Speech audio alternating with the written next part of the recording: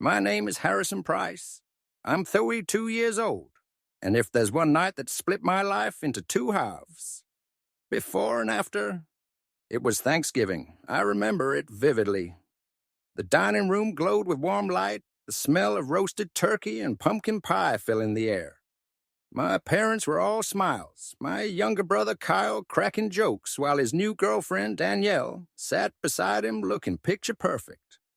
It was supposed to be a rare family reunion, a night where maybe, just maybe, we could act like a real family again. For the first time in years, I let myself believe it. The table was filled with laughter, glasses clinking, food passed around with exaggerated affection. My mother kept refilling my wine glass, urging me to drink more. My father slapped me on the back, telling me how proud he was. Even Kyle was unusually animated, spinning old stories, making everyone laugh. For once, I didn't feel like the outsider.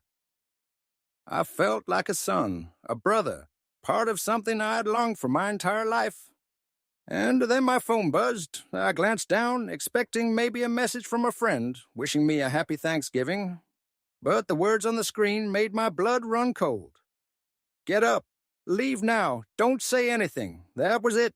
No name, no explanation. Just those 7 words. My heart skipped. My palms started sweating. Who would send me something like that? And why now? I looked up from my phone at the faces around the table.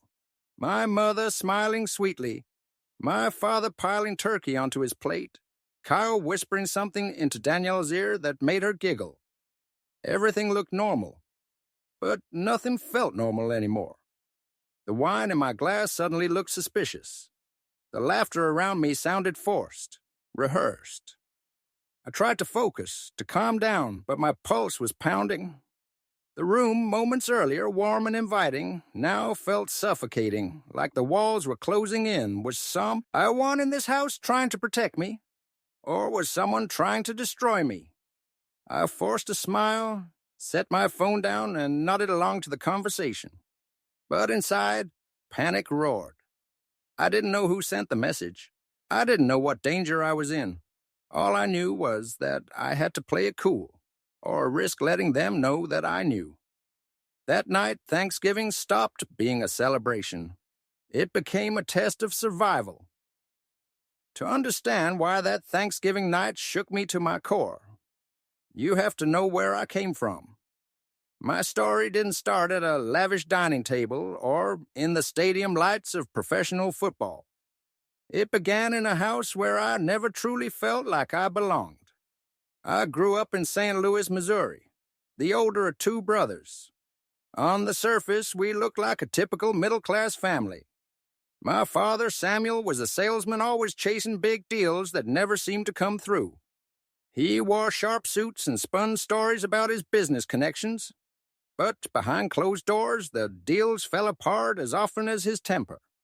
My mother, Victoria, obsessed over appearances, dresses, handbags, expensive parties.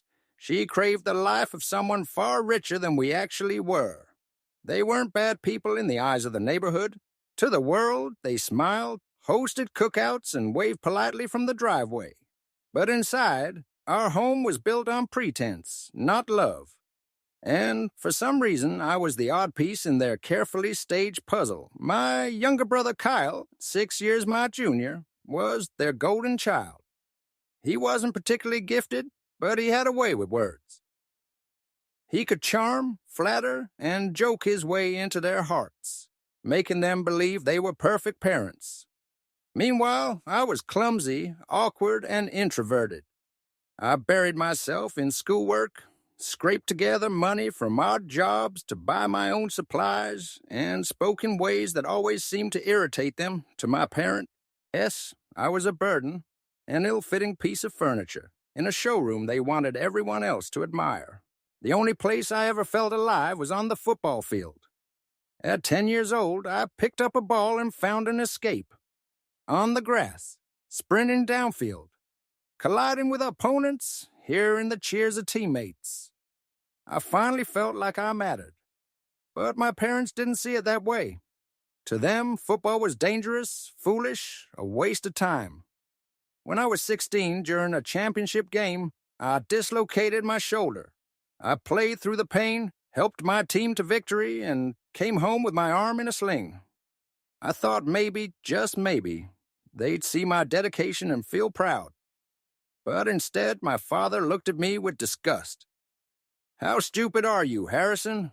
I told you not to play that damn sport."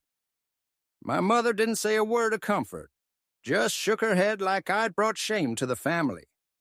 That night, lying in bed, shoulder throbbing, I realized something painful.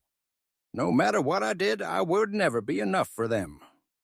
Meanwhile, Kyle got hugs and affection for telling silly jokes. I didn't resent him, he was just a kid. But I ached for even a fraction of that love. I told myself that if I worked harder, if I won more trophies, maybe they'd change. I was naive enough to believe that. So I kept pushing. I worked part-time jobs, delivering newspapers, washing cars, stocking groceries on weekends, just to afford things they wouldn't give me. Every trophy I won, I placed on the shelf, hoping to see their faces light up. But the trophies gathered dust while my mother bragged to neighbors about Kyle's poetry or his school play. My victories meant nothing in that house. The years rolled on, and my self-reliance grew stronger. I became my own provider, my own cheerleader, my own support system. Those invisible scars, the kind that no doctor can heal, hardened me. They also taught me a truth I wouldn't fully understand until years later. Sometimes the people who are supposed to love you the most can be the ones who break you down the hardest.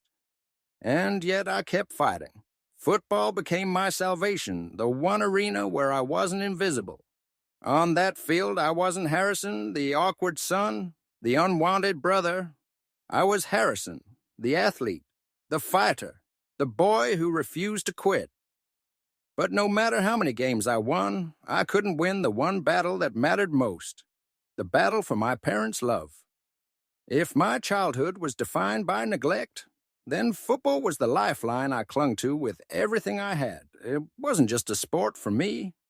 It was proof that I could matter, that I could carve out an identity in a world where my parents seemed determined to make me invisible. By the time I was a teenager, the football field had become my second home. I'd lace up my cleats and step into a world where strength, effort, and persistence spoke louder than charm or flattery. Every sprint down the field, every tackle, every touchdown was my rebellion against the life I was handed. Out there, nobody cared about the expensive suits my father wore or the handbags my mother bragged about. What mattered was heart, grit, and the willingness to fight until the whistle blew. I wasn't the most naturally gifted athlete, but I worked harder than anyone else. I'd stay after practice, running drills in the fading light while my teammates headed home. I studied plays the way other kids studied for exams, memorizing every movement until my body could react without thinking. Football became more than just a game. It was my armor against the rejection I faced at home. But as much as the game gave me, it also tested me. I still remember the summer of my junior year. We were playing in a regional championship, the kind of game that could define a season. I played like my life depended on it, and in a way it did. I scored 2 touchdowns, the crowd roared my name, and for a brief moment I felt invincible. Then, in the final quarter, I collided with another player. My shoulder popped out of place, the pain searing through me like fire. I should have stayed down, but I refused. I gritted my teeth, kept playing, and pushed through the agony until the final whistle blew. We won. My teammates hoisted me onto their shoulders, chanting my name. It was the proudest moment of my young life. But when I walked through the door that evening, arm in a sling, my father barely looked at me. "I told you not to play that damn sport. How stupid are you, Harrison?" My mother sat on the couch, shaking her head in disappointment, not concern. No hug, no comfort, no acknowledgement that I just led my team to victory despite an injury. To them, My success was nothing. My pain was my own fault. That night, staring at the ceiling in my dark bedroom, I wondered if I'd ever be enough. If maybe I was born with something broken inside me that made me unworthy of their love. Meanwhile, I heard my mother in the next room laughing with Kyle over one of his silly jokes. He was only 10, but he already had the kind of affection I craved. It wasn't jealousy, not exactly. I loved Kyle, but I couldn't understand why the same people who praised him for a joke couldn't look at me with the smallest bit of pride. I convinced myself that if I just kept pushing, if I played harder, if I collected enough trophies, one day they'd see me. One day they'd say, "That's our son." So I pushed myself even harder. I juggled odd jobs to pay for equipment, studied harder in school, and poured every ounce of myself into football. I learned to play through bruises, through fatigue, through loneliness. Every scar became a badge of survival. Football was more than a game. It was my escape, my therapy, my one shot at proving that I wasn't worthless. Each time I stepped onto the field, I wasn't just playing for a win. I was foes, yelling to silence the voice in my head that echoed with my father's contempt and my mother's disappointment. And for a while it worked. Out there, under the roar of the crowd, I wasn't the boy my parents dismissed. I was Harrison Price, someone worth noticing. When I turned 18, football carried me to a place I never thought I'd reach, college. The scholarship I earned wasn't just a ticket to higher education. It was my escape from a house that had never felt like home. For the first time, I could leave behind the criticism, the dismissive looks, and the suffocating feeling of being unwanted. The day I got that scholarship letter, I thought maybe things would change. Maybe my parents would finally look at me with pride. And in a way, they did smile. But it wasn't pride in me. It was relief. Relief that my education wouldn't cost them money. Relief that they could brag to the neighbors about their successful son without having to invest in him.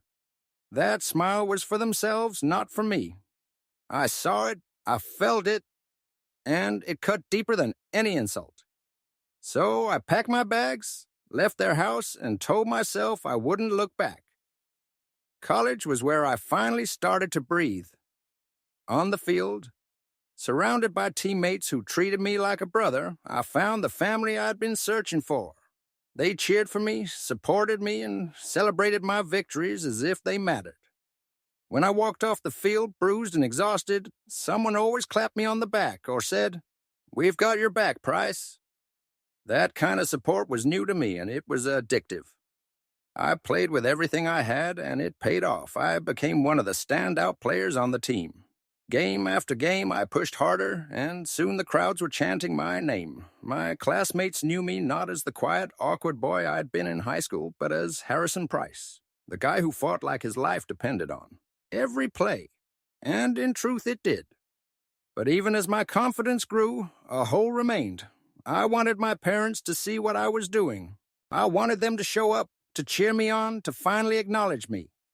So I called them. I told them about games, about touchdowns, about awards.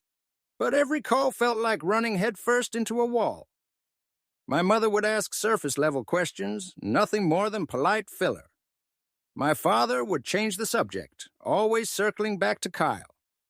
"Your brother just got elected class president, Harrison. What's new with you?"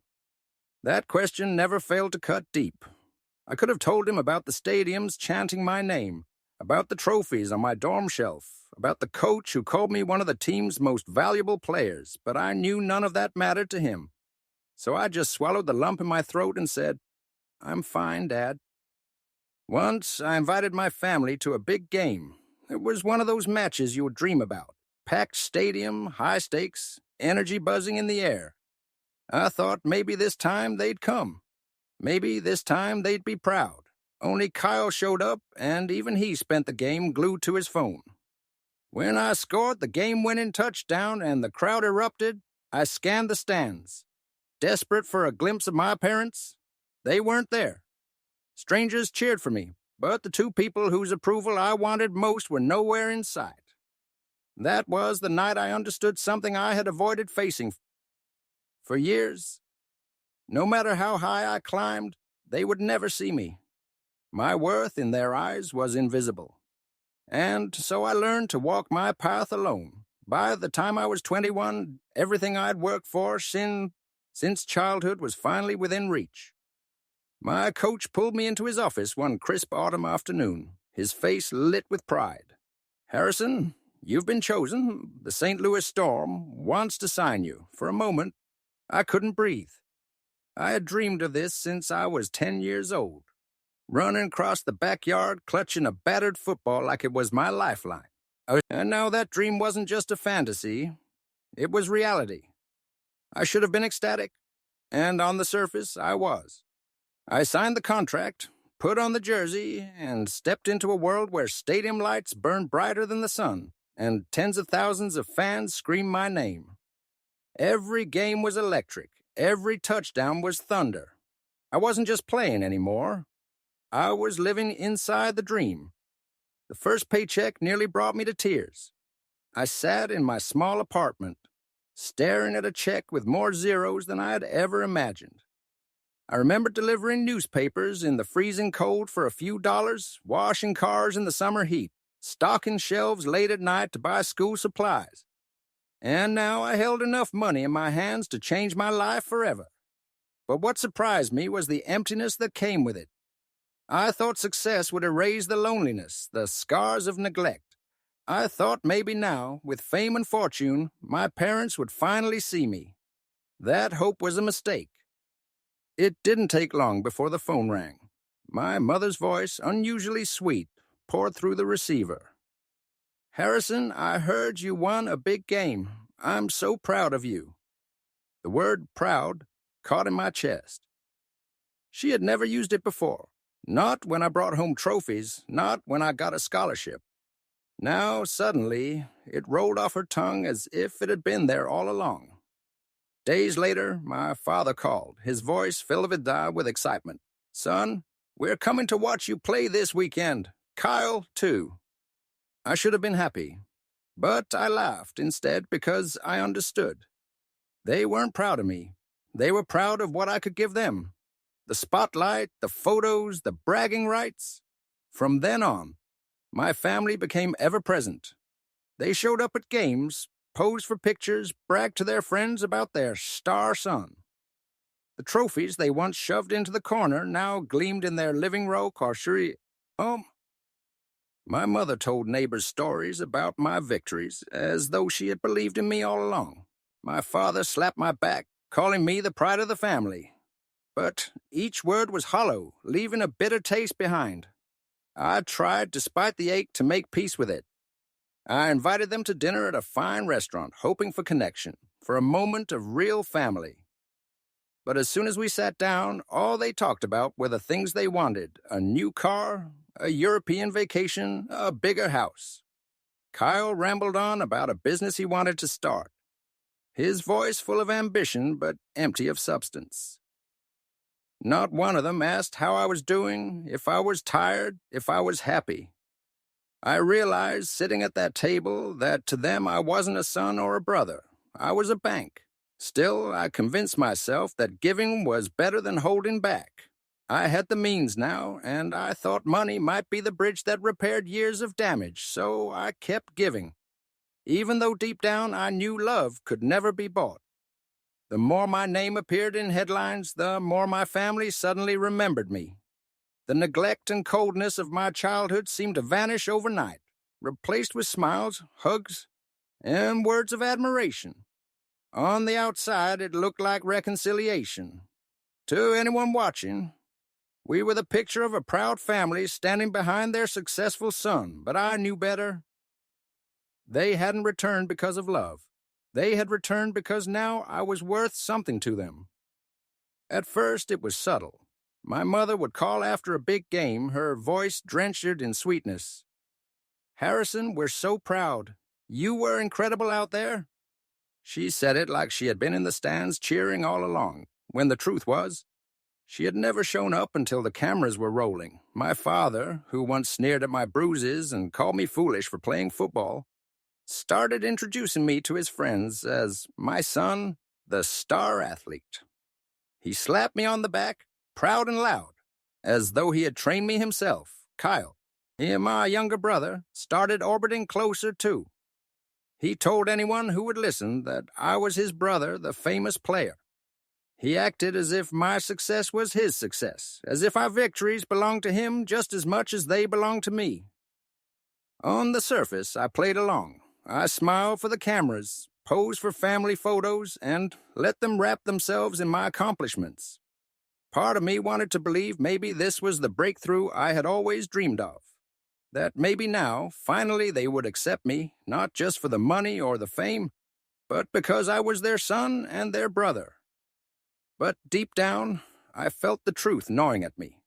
Every compliment, every cheer, every "we're proud of you" was laced with conditions. Their affection wasn't free. It was transactional. That truth became even clearer the first time I invited them out to celebrate a win. I wanted the night to be about togetherness, about creating a memory I could hold on to. But within minutes of sitting down, the conversation turned to their desires. My father spoke of luxury cars. My mother dreamed aloud about European vacations, and Kyle launched into a pitch for a business he wanted me to fund. No one asked me how I was. No one asked if I was tired or happy, or scared. They didn't see me. They only saw what I could provide. I laughed it off that night, pretending not to care. But when I went home, the silence of my apartment felt heavier than the roar of the crowd ever did. I realized that the family I'd longed for all my life wasn't really back. What returned was something else.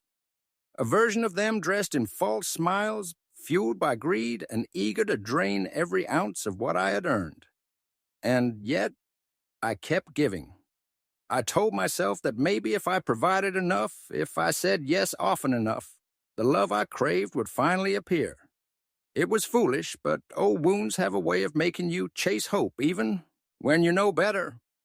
I was willing to believe in them, but what I didn't know was that their return was only the beginning of something far darker. At first, I told myself that helping my family financially was no big deal. I had more money than I ever imagined, and if sharing some of it meant we could finally feel like a real family, then why not? A few thousand here, a few thousand there. It felt like a small price to pay for connection. But the requests never stopped. It started with my mother. "Harrison, your father's birthday is coming up. I want to throw a grand party. Nothing too extravagant, just something memorable. Could you send some money?" Her voice was syrupy, like she was doing me a favor by asking politely. I didn't think twice. I transferred the funds, convincing myself it was just part of being a son. The next week, my father called. His tone was casual, but I knew what was coming. "Son, we've all been stressed lately. We need a family vacation. Just a short trip, plane tickets, a nice hotel. You understand?" Again, I sent the money. Then Kyle joined in. He texted constantly. Some days it was, "Bro, I need funds to expand my company. Investors are coming, and I have to look the part." Other days it was, "I need a new watch. Something that shows I'm serious in business." Each time I wired him the money, not because I wanted to spoil him, but because I told myself this was how brothers helped each other. But with every dollar I sent, I noticed something. Gratitude was absent. None of them ever said thank you. It was never enough, and the more I gave, the bolder their demands became. My mother started talking about vacations in the Maldives. Not just any vacation, but 5-star resorts with luxury suites. My father began hinting at buying a new sports car, something worthy of his status. Kyle, who had no real business to speak of, burned through money like it was paper. Parties, trips, expensive suits, anything to keep up the image of success. I tried to rationalize it. I told myself I was key, helping the family together. That money was the glue that could patch up all the cracks from the past. But the truth was I was being drained, not just financially, but emotionally. Each request reminded me that I wasn't a son, a brother, or a person they loved. I was a wallet. The breaking point came one evening when my phone rang. My mother's voice was brimming with excitement, like she'd discovered the deal of a lifetime. "Harrison, your father and I just saw the most beautiful yacht. It's over $10 million, but it's worth every penny. Imagine the family vacations we could have. We could cruise the seas together. Don't you think that's perfect?" For a moment, I thought I misheard her. 10 million. For a yacht, I gripped the phone tighter, my chest tightening with disbelief. I bled for every cent I earned, shed sweat and endured pain under the roar of stadiums. And now they wanted me to throw away a fortune for a floating monument to their vanity. I tried to stay calm. "Mom, that's not a good idea. We don't need a yacht. I'll help with essentials. Healthcare, bills, whatever you need, but not this." Silence, long suffocating silence. Then she laughed, a sharp, sarcastic laugh that sent chills down my spine. "Essentials? Harrison? You make millions and you're being stingy with your own family? Don't you want us to be happy?" Before I could answer, my father's voice cut in, sharp and angry. "Ungrateful, that's what you are.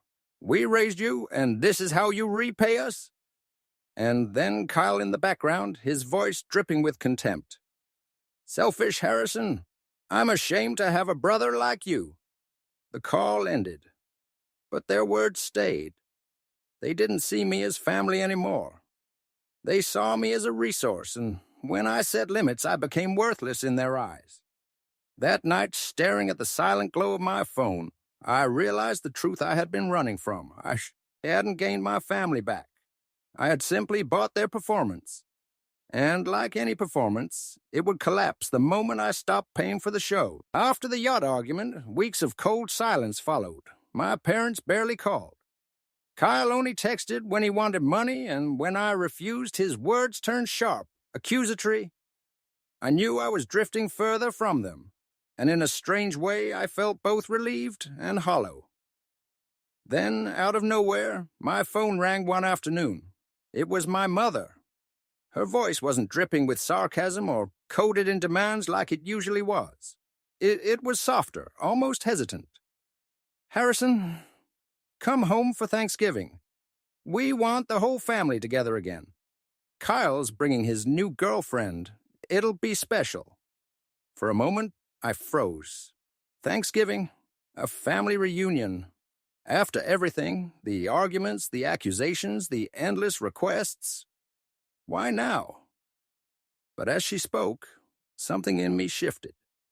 As much as I tried to harden my heart, as much as I told myself I didn't need them, I still carried the old wound of wanting to belong.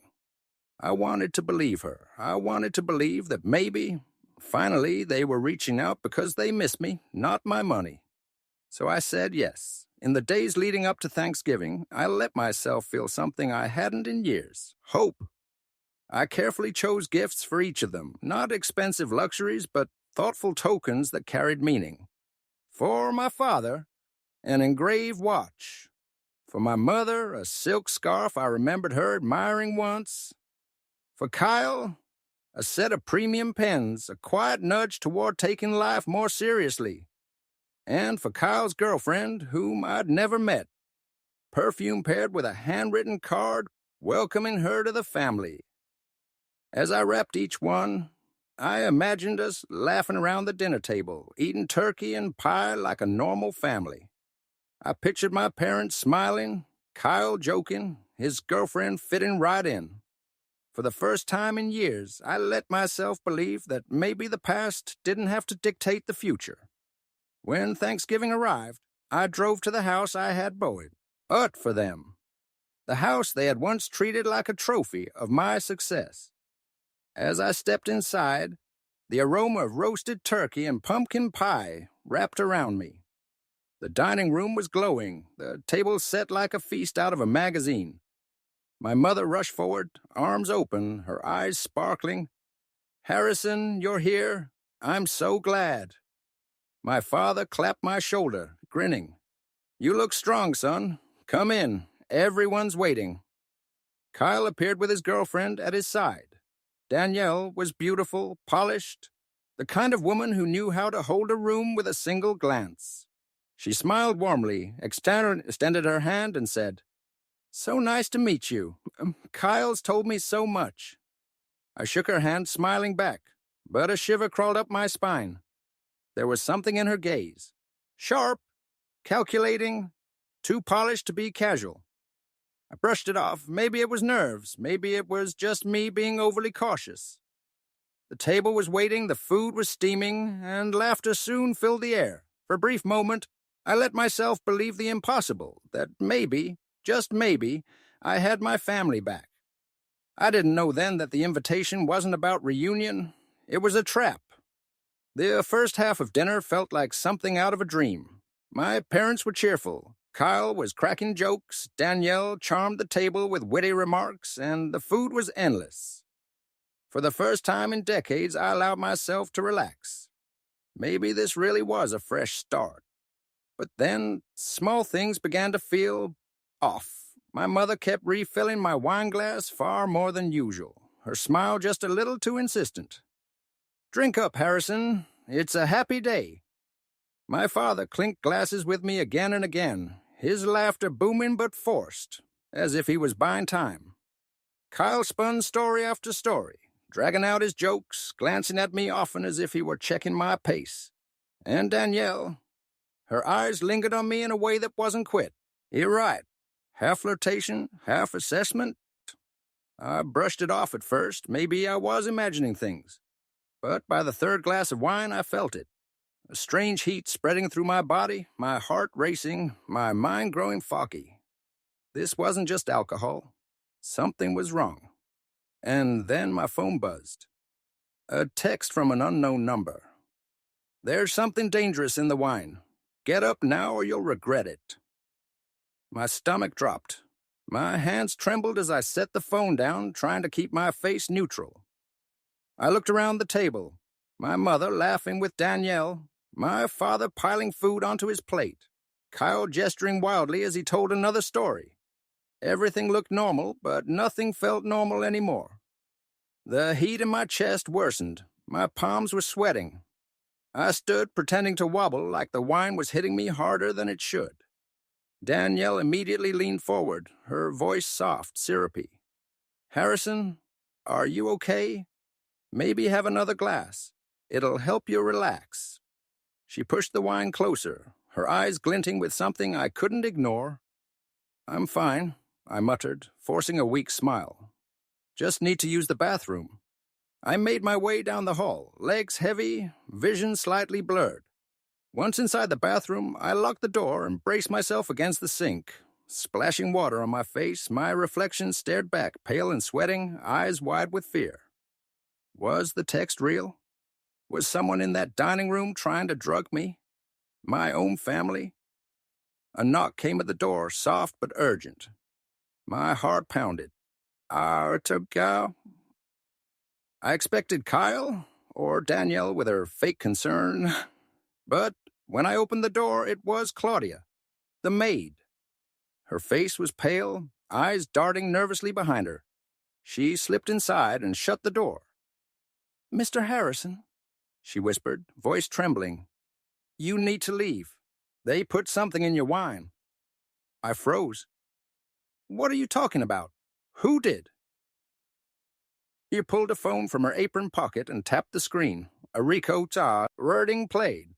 My mother's voice, cold and sharp. "As long as he drinks enough wine, the drug will take effect. Danielle knows how to make him lose control." Then Kyle's voice, smug and gleeful. "Don't worry, Mom. She'll seduce him. We just need the video, and Harrison will pay millions to protect his reputation."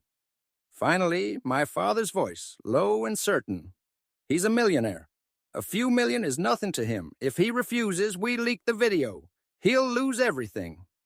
The phone shook in my hands. My chest felt like it was caving in. My parents, my brother, the people I had sacrificed for, bled for, supported with everything I had, plotting to destroy me. Why are you helping me?" My voice cracked. Claudia looked at me, her expression filled with both fear and resolve. Because you're the only one in this house who's ever treated me like a human being. I couldn't stay quiet. Her words cut deeper than the betrayal. She was a maid, someone my parents barely acknowledged, yet she was the one who chose to save me. I steadied my breath, fighting the fog in my head. I copied the recording, emailed it to myself, and sent it to a trusted lawyer with a message. If anything happens to me tonight, this is the evidence. Then I turned to Claudia. Thank you. Act normal. Don't let them know I know. I'll handle the rest. As I stepped out of that bathroom, the dining room no longer felt like my family's home. It was a stage, and I was the target of a performance designed to destroy me. But I wasn't going to play the fool in their script. They thought I was drunk. They thought I was helpless. They had no idea I was ready for war. I walked back into the dining room, my body still burning from whatever they had slipped into the wine. I let my steps wobble just enough to keep up the illusion. My eyes half-lidded, my voice slurred just slightly if they thought I was under the drug. See, spell they'd stay confident. That was my advantage. The moment I sat back down, my mother leaned toward me, her smile syrupy sweet. Harrison, are you okay, dear? You look a little pale. Kyle raised his glass high, his voice loud and enthusiastic. Have another drink, bro. The night's still young. And Danielle, the woman who had been hired to lure me into their trap, reached out and brushed her hand against mine. You look tired, Harrison. Need me to take you upstairs to rest? Her smile was soft, but her eyes gleamed with something sharp and predatory. I smiled faintly, letting my hand linger near hers before pulling it back. I might need to rest, I muttered, faking a yawn. This wine is strong. My parents nodded approvingly, playing along, certain their plan was working. Kyle laughed, shaking his head. Man, a lightweight. Can't even handle a few glasses. Danielle rose quickly, looping her arm through mine. I'll take him upstairs, she offered, her voice dripping with false concern. I let her lead me up the stairs, pretending to stumble, letting her believe she was in control. Once inside my old bedroom, she closed the door and turned to me. The concern vanished. Her smile shifted. No longer soft, but brazen, seductive. You're so tense, Harrison, she purred, placing her hand on my chest. Let me help you relax. I stepped back, my expression hardening. My voice was low, icy. Who are you, Danielle? She blinked, feigning confusion. What do you mean? I'm Kyle's girlfriend. I let out a bitter laugh. Stop lying. You weren't brought here to meet me. You were brought here to ruin me, seduce me, record me, blackmail me. Isn't that the deal? Her face paled. She tried to hold her composure, but her voice faltered. You're drunk, Harrison. You don't know what you're saying. Wordlessly, I pulled out my phone and pressed play. The recording Claudia had given me filled the room. My mother's cold instructions, Kyle's smug laughter, my father's cruel voice. The words hung heavy in the air. Danielle froze, eyes wide, her facade collapsing. That's Ake, she stammered. You made that up. I didn't respond. Instead, I walked to the corner of the room where an old lamp stood, something I hadn't seen before. My instincts told me to check. I tilted it slightly and found what I expected. A tiny hidden camera. Its lens staring back at me like an unblinking eye. I yanked it out and held it in front of her. Fake, you say? Then what's this? Her lips trembled. The act was over. Okay, she blurted, her voice cracking. I'm not Kyle's girlfriend. I'm an escort. They paid me $100,000 to seduce you. They said if we recorded a video, you'd pay anything to keep your reputation clean. I inhaled slowly, fighting back the storm inside me. I wasn't surprised anymore, just numb. Thank you for telling the truth, I said evenly. Now, you're coming downstairs with me? Her eyes widened in fear, but my expression left no room for argument.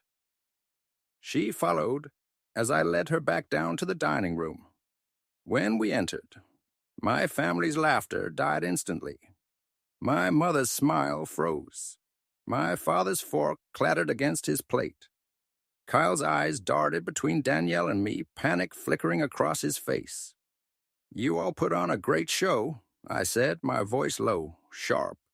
But the performance ends here. I placed the hidden camera on the table and pressed play on Claudia's recording. Their own voices filled the room, every venomous word echoing back at them. My mother gasped, her wineglass slipping from her hand and shattering on the floor. My father's face drained of color, his jaw clenched tight. Kyle stood, shouting, "What is this? Who recorded this?" "Shut up!" I snapped, my voice cutting through the room like a blade. "I've heard enough." I turned to Danielle. "Tell them." Her voice shook as she admitted everything. The money, the setup, the plan to trap me. The truth spilled out, and with each word, my parents' faces twist. Ted in horror, their scheme collapsing around them. I looked at them, the people I once called family, and for the first time, I felt nothing. No longing, no hope, just clarity. "As of today," I said firmly, "I'm taking back everything I've ever given you. This house, this car, the money. It's over.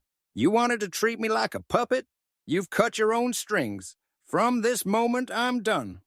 My mother shrieked. My father slammed his fists on the table. Kyle lunged at me, desperate, but I shoved him back easily. Their cries filled the room, but I didn't waver. I turned to Claudia, who stood quietly near the doorway, her face pale but resolute. "Come with me." She nodded, and together we walked out of that house. Behind me, I heard chaos. My mother's sobs, my father's curses, Kyle's desperate shouts. But I didn't look back. For the first time in my life, I wasn't running toward their approval. I was walking away from their chains. In the days that followed, I followed through on my promise. The house, the luxury car, the endless stream of money I'd poured into my family's hands, all of it was pulled back. Everything had been in my name, and I made sure it was sold off. I didn't do it out of spite. I did it because I finally saw the truth. Feeding their greed only fueled their cruelty. I wasn't saving them. I was enabling them. The fallout came faster than I expected. My parents, Samuel and Victoria, lost the mansion within weeks. The place where they had hosted extravagant parties, showing off to neighbors and basking in borrowed glory, was no longer theirs. I wasn't there when they packed their things, but I heard the whispers later. My mother sobbing uncontrollably, my father cursing my name, calling me ungrateful to anyone who would listen. They ended up in a cramped, run-down apartment in the very neighborhood they had once looked down upon.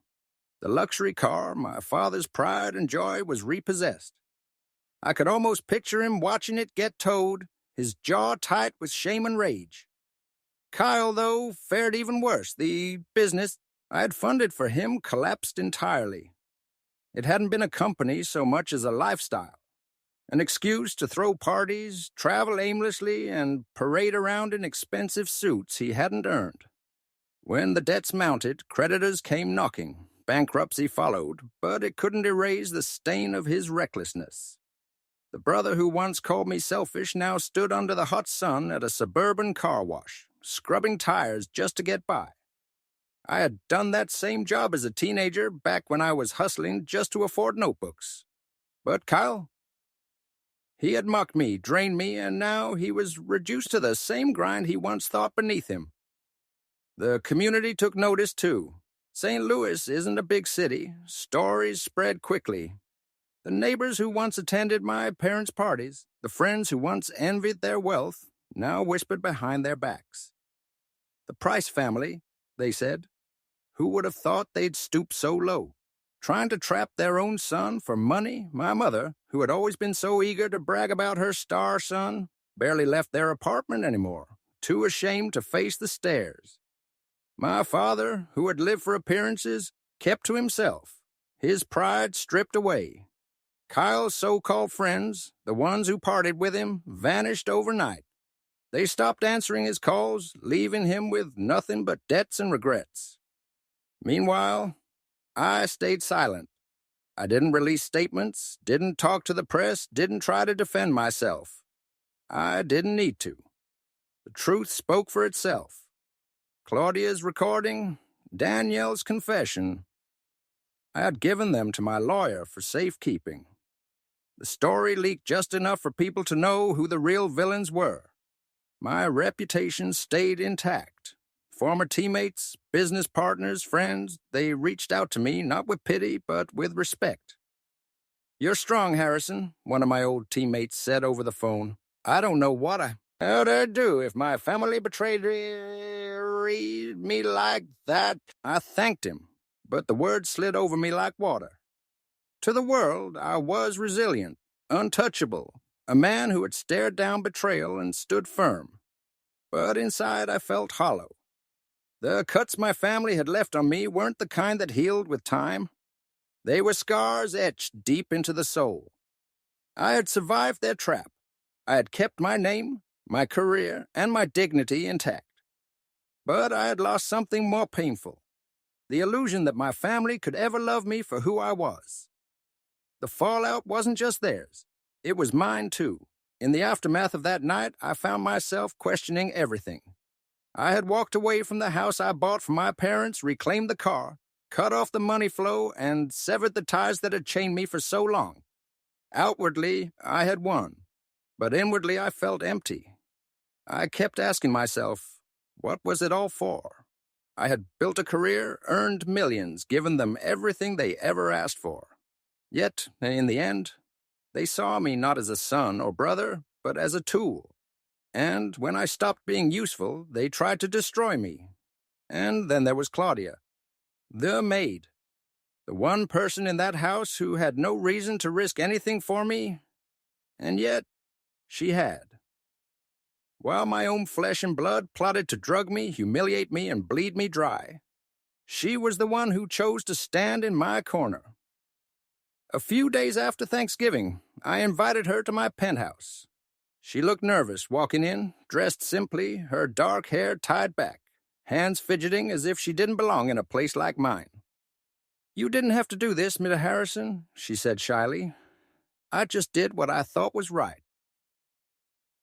But she had done so much more than that. She hadn't just saved me from their scheme. She had reminded me that kindness still existed. That family wasn't about blood. It was about loyalty, compassion, and love. I told her I wanted to repay her. At first, she refused. "I didn't help you for Mom, eh?" she said firmly. But after some gentle back and forth, she accepted enough to continue her education. She told me she once dreamed of becoming a nurse, but her circumstances had forced her to settle for cleaning houses. Helping her chase that dream felt like the first meaningful thing I'd done with my wealth in years. From then on, we stayed in touch. At first, it was just coffee to say thank you, but those meetings stretched into hours. She listened to me in a way no one ever had. I told her about the games, the injuries, the loneliness that had followed me since childhood. She didn't judge, she didn't pity, she just understood.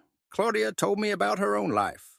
Growing up poor, helping her mother pay off debts, working long hours to survive. She was unpretentious, authentic. She didn't care about the cars I drove or the business deals I made. She cared about the person I was underneath it all. Slowly, I realized I was falling for her. One evening, as we walked along the Mississippi River, the city lights reflecting off the water, I took her hand and said, "Did you ever think we'd end up here, like this?" She laughed softly. "Never. But I'm glad we did." A year later, I proposed. No cameras, no lavish spectacle, just a small restaurant she loved, a simple ring, and words from the heart. When she cried and whispered yes, I felt something I'd been chasing my whole life. Not approval, not validation, but love. We married quietly, surrounded only by a few close friends and old teammates. My parents and Kyle weren't invited. By then, they were still stuck in their cramped apartment, weighed down by debts and disgrace. Part of me still ached when I thought of them, but I no longer let them haunt me. Claudia and I moved into a cozy home, not the biggest or the fanciest, but warm and full of laughter. She went back to school, working toward her dream of nursing. Together, we began doing charity work, helping others who, like us, knew the sting of hardship. For the first time in my life, giving that didn't feel like being drained. It felt like healing. One evening, I sat in our living room, Claudia's head resting on my shoulder as we watched an old movie. The golden glow of the lamp lit up her smile. On the shelves around us were photos of our life together. Small souvenirs of a journey built on truth instead of lies. Our dog snored softly in the corner, the house quiet and safe. I squeezed her hand, whispering, "Thank you for everything." She looked up at me, eyes shining. "No, Harrison, thank you for giving me a home." And in that moment, I realized I had lost a family, but in return, I had found freedom. And more importantly, I had found the love of my life. That was my greatest victory.